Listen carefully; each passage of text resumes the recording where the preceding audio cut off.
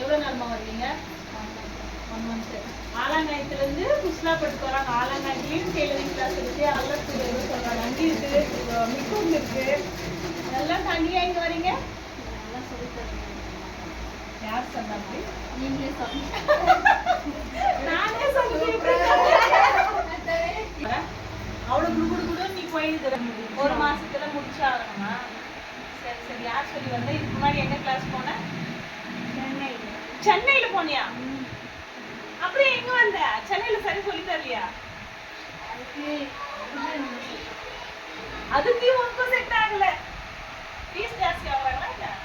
அப்படின்னா கத்து தரேன்னு சொல்லிட்டு ஒரு 2 நாள் கழிச்சு ஒரு 5 நாள் போயிருந்தேன்.